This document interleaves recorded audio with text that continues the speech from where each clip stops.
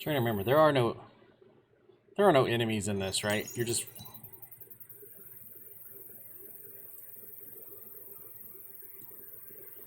walking around, right? It's like walking simulator. Oh wow, I didn't realize how close these dialogue options looked compared to the ones from Dear Esther.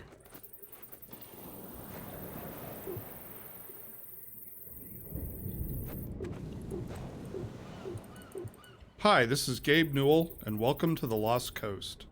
In this tour, we're going to be talking about a new graphics technology we've been developing called High Dynamic Range, or HDR. We'll also be giving you some insight into the design and production challenges we faced during the construction of the Lost Coast. First, a quick explanation of the commentary system. To listen to a commentary node, put your crosshair over the floating commentary symbol and press your Use key. To stop the commentary, put your crosshair over the rotating node and press your Use key again. Some commentary nodes may take control of the game for the purpose of showing something to you. In these cases, simply pressing your Use key will stop the commentary. You should get the clip the quote of "Hi, I'm Gabe Newell," and we'll make that a soundbite. Exclamation Gaben. Hi, this is Gabe Newell, and Hi, this is Gabe Newell, and Hi, this is Gabe Newell. Hi, this is Gabe Newell. Oh, you can find a Gabe Newell. With conventional rendering, seen here on the left, if something on the screen is 20% reflective, like the wet sand, then the maximum reflected brightness could only be 20% of the maximum brightness of your monitor. HDR's more accurate simulation of light ensures that the sun's reflection on this wet sand appears as it would in the real world, which could potentially use 100% of the maximum monitor brightness. HDR uses bloom to simulate light that is beyond 100% of a monitor's maximum brightness.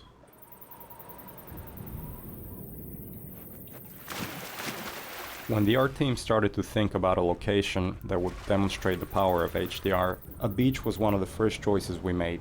The visual relationship between the sky, the water, and the rocks is something we could not achieve without HDR. In order for high dynamic range to correctly simulate the light's interaction with the surfaces around you, like these wet rocks, we needed more precise information about the surfaces than we've had in the past. And now going forward, we're modeling textures in 3D packages to ensure that the physical information encoded in the texture allows HDR to correctly bounce light off the surface. We also designed the colors and values of each surface to ensure they will be correct across all exposure levels. The process of building characters in Half-Life 2 taught us many things. By the end, we believed we'd figured out a more effective process for designing and constructing characters. This fisherman is the first character we built using that process. Design-wise, the fisherman was focused on showcasing HDR and the way light falls on human skin. The highlights on his forehead and nose are good examples of specularity on human skin. You can see how the wrinkles on his cheeks and around his eyes are an example of how we can use normal maps to add depth. Production-wise, the fisherman was built using a similar process to the rocks you saw on the beach. We model the 3D character at a very high detail, then extract much of the physical information and store it in the textures. Hey! You there? Wait a minute now, aren't you? You are. You're that scientist chap, Friedman, Fishman, am I right? You must be here to take on the Combine. Not sure what one man can do, but no other reason to visit St. Olga at a time like this. I'll take you to where they made their base, or as far as I can, at any rate.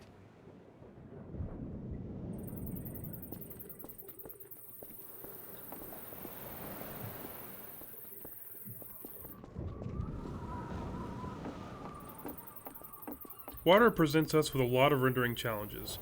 In fact, we have to render the scene 3 times. Once for the refraction of what's under the water, once for the reflection of everything above the water, and once from the player's view. You can see the reflection and refraction scenes in the 2 small windows on screen. In the refraction, we calculate per pixel how much water you're looking through to do a volumetric underwater fog to simulate particulate matter. For our full HDR solution, we had to go through the entire engine and modify every bit of code that calculated light and color. For example, these water reflection and refraction renderings had to be improved to support the full range of contrast values.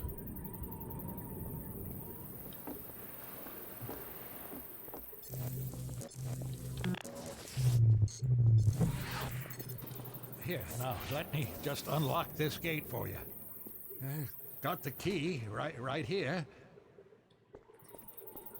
There we go. Get along now, laddie. Destroy that gun and no dawdling.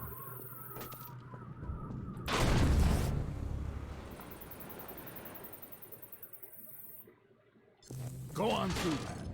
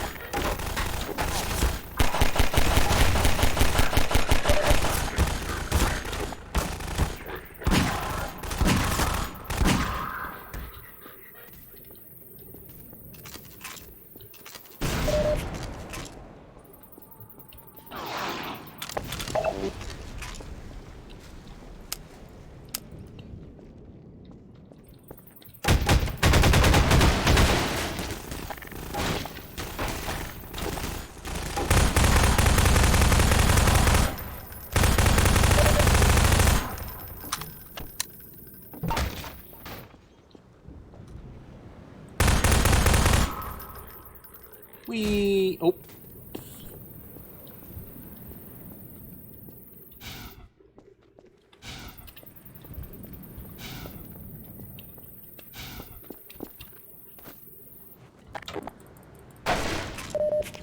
The area you're currently entering is called the Cliffside Arena. We were particularly happy with the vertical cliffside in Half-Life 1 and regretted that we didn't iterate further on that concept in Half-Life 2. Vertical space allows us to force the player to deal with threats from above and below. We find that players focus their view on the direction they're traveling, so by using a cliffside and having the player ascend it, we ensure that the player will look up and be prepared for enemies. If the player's path was to move past the bottom of the cliffside, it would be unlikely he would notice soldiers rappelling down from above. And dying from unknown threats never feels fair and certainly isn't fun.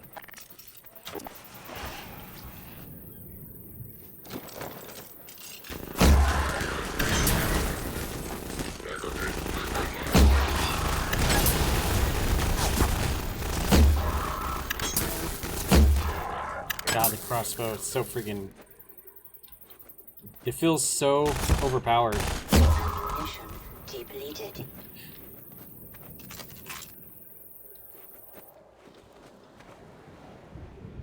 Oh, did I miss a thing down there?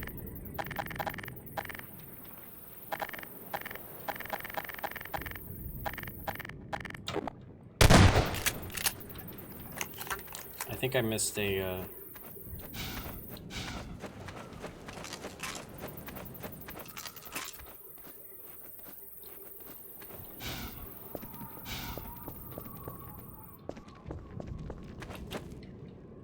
Get along now, laddie. Destroy that gun and no dawdling.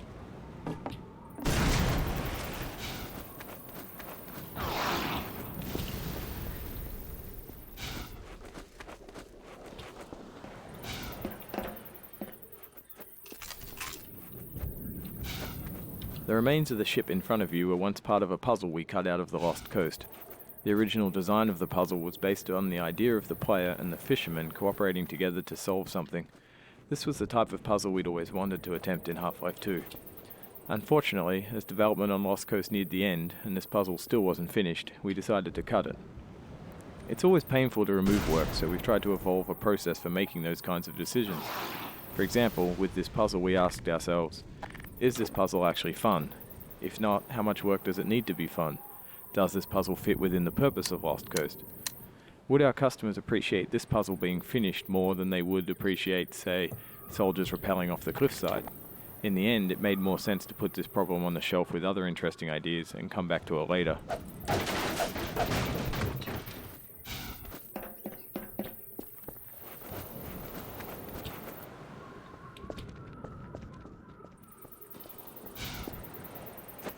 Hi, this is Gabe Newell. Hi, this is Gabe Newell. Hi, this is Gabe Newell. Hi, this is Gabe Newell. Hi, this is Gabe Newell.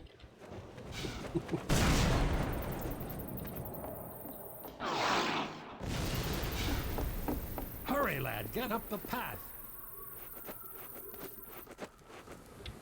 Oh god. Oh, Minor fracture detected. minor going. fracture detected. That needs to be a sound too.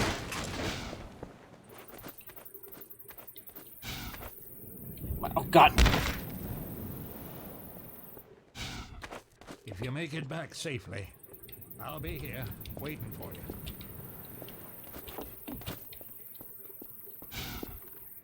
Alright, can I not bounce off the wall this time?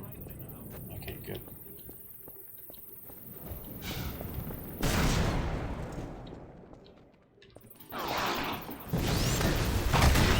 Oh, shit.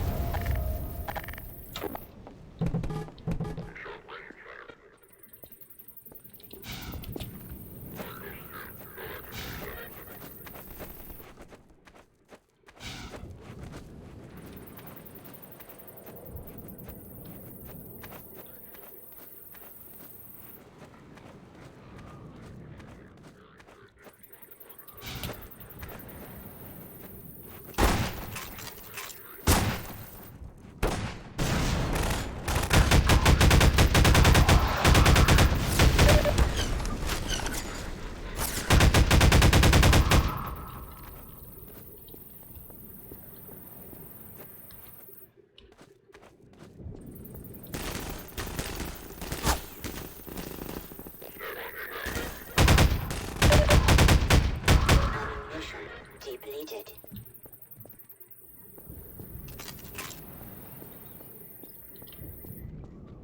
One of the features of our HDR solution is dynamic tone mapping. The easiest way to think about dynamic tone mapping is that it's a method of simulating the way the human eye reacts to light. In the real world, you've probably walked into a dark room and noticed your eye adjusting to the darkness, letting you see better after some time. Or you've walked out into a bright day and been blinded by the sun, only to have your eye adjust and allow you to see normally. Your iris is adjusting itself in response to the amount of light hitting your eye. Dynamic tone mapping simulates this by automatically adjusting the exposure of the scene to mimic the behavior of your iris. You can see this as the view moves from the dark tunnel to the bright sun and back again.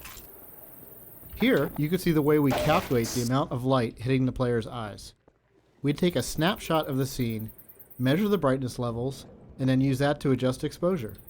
We consider light at the center of the screen more important than at the edges to better simulate the geometry of the eye.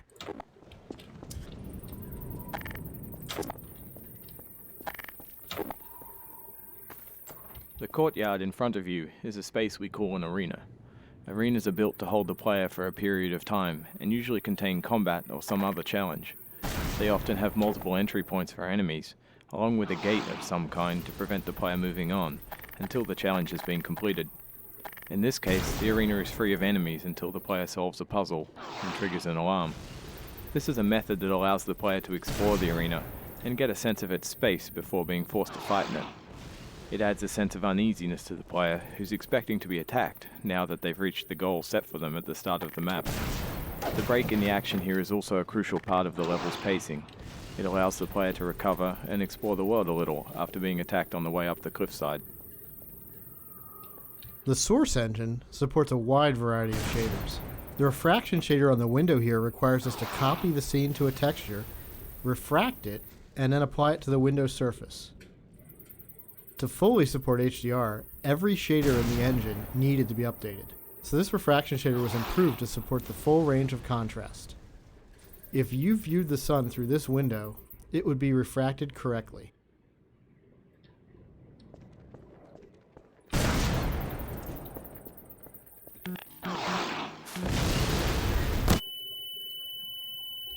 Oops. Medical systems engaged.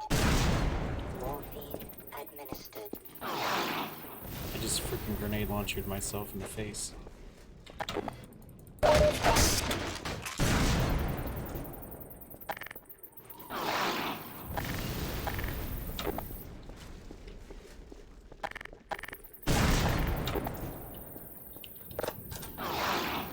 We wanted to transition from a bright, wide-open space into a tighter, closed one to showcase HDR's dynamic tone mapping. We also like to focus on contrasting elements in our settings, like ancient human architecture and futuristic combine technology. A monastery fit these requirements perfectly. Monasteries are generally isolated, unlit, and built ages ago. They provide a great backdrop for the contrasting combine technology. When we build fictional settings, we try to ground them by basing them off a real-world location. We use this location as a design constraint that forces a logical consistency behind the art choices.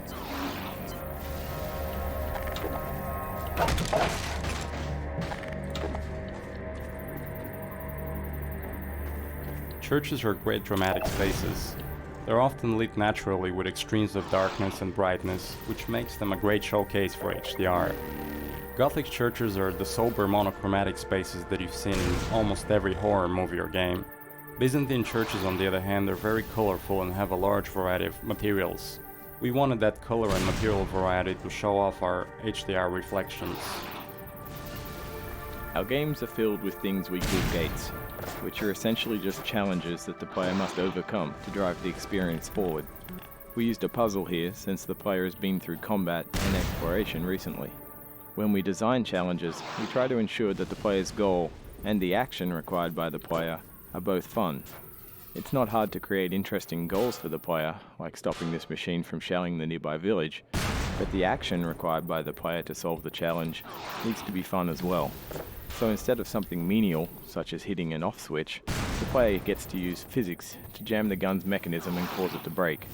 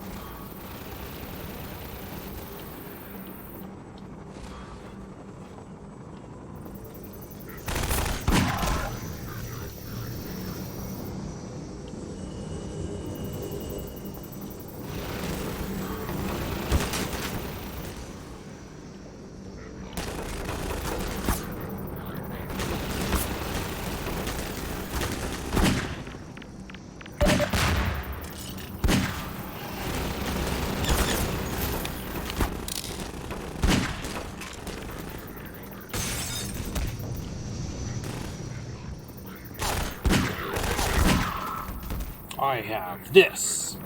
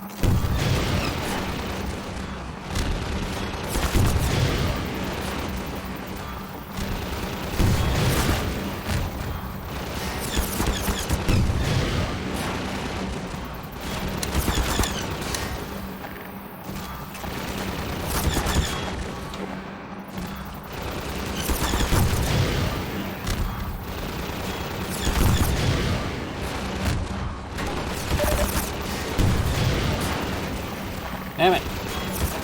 Knocking my missiles away. Oh, I'm dead. Damn.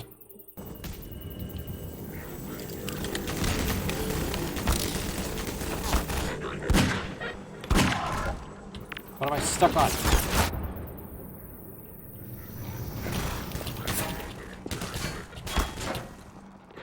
Physics are great until you get stuck on them.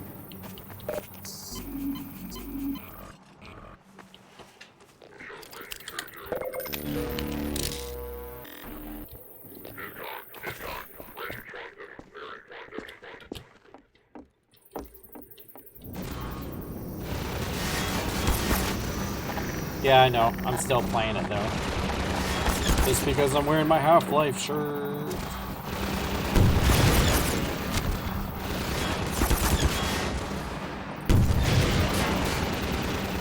Okay, why do I get the feeling that...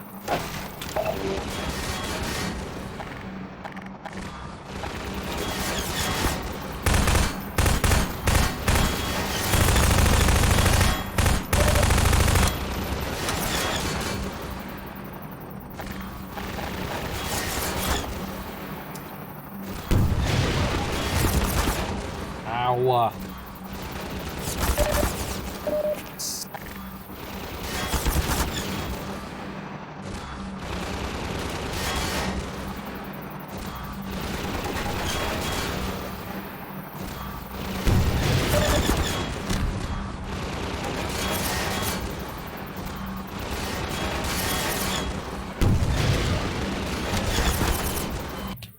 Damn.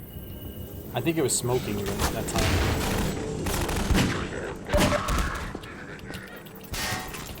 Oh my god. Get...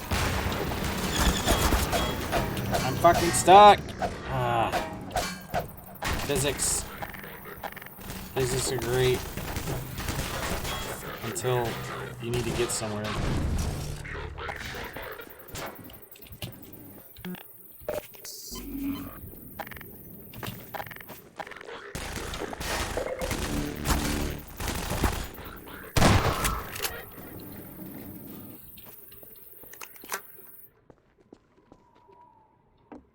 This marks the end of the Lost Coast tour. This has been an experiment on our part to see if our community would find it interesting to learn more about our development process. As always, we're interested in your feedback. I can be reached at gaben, G-A-B-E-N, at valvesoftware.com. If people like this, we'll keep producing this kind of content for all of our games going forward. Thanks for listening.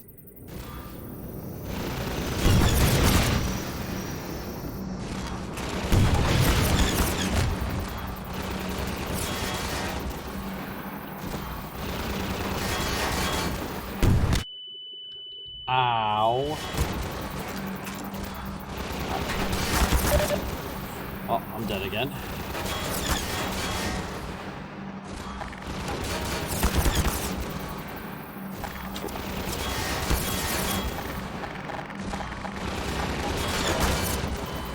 Ah, fuck's sake, man. Really?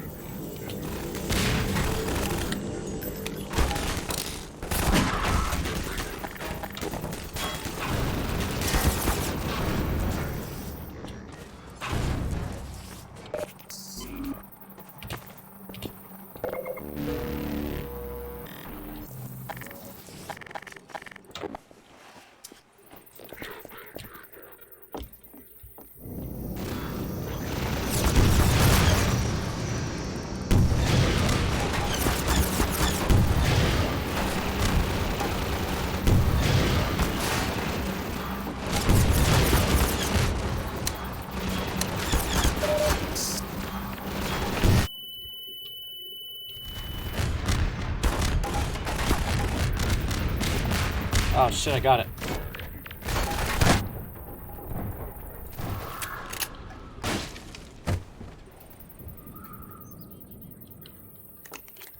That was a stroke of luck. I just decided to DPS at that time.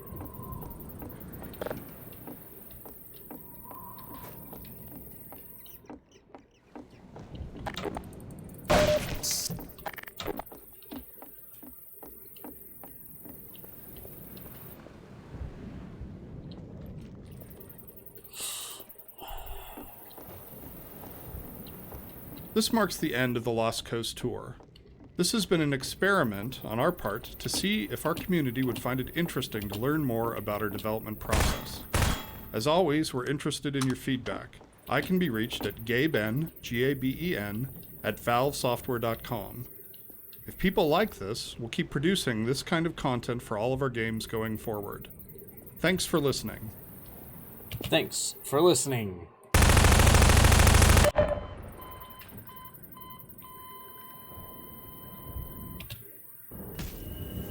That's it?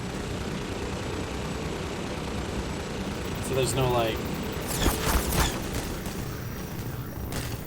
like credits or anything?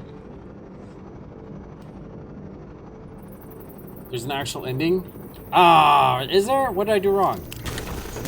Am I not supposed to jump off?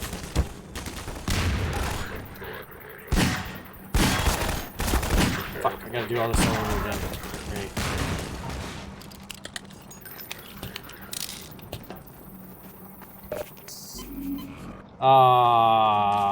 CS told me to jump off the top, and I listened to him. I got Tomb Raider 3'd. Great. This marks the end of the Lost Coast tour. This has been an experiment on our part to see if our community would find it interesting to learn more about our development Cheap process. shots. Do it. As always, we're Do it. interested in your feedback. I can be reached at gaben, Gaben, at valvesoftware.com.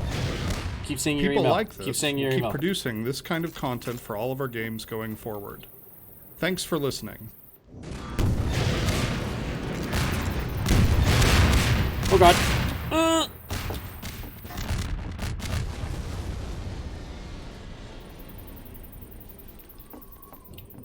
Yeah, that's how you do it right there. Gaben. Save game. Okay. Thank you, Gaben.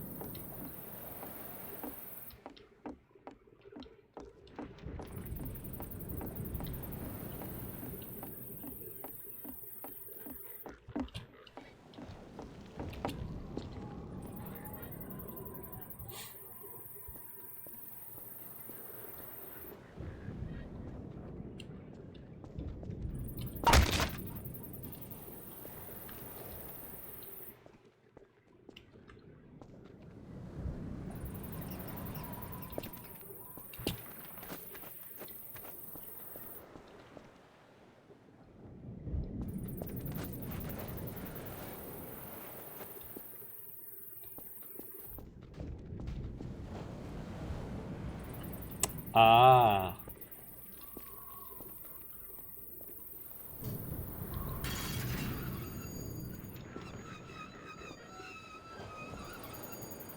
Elevator physics.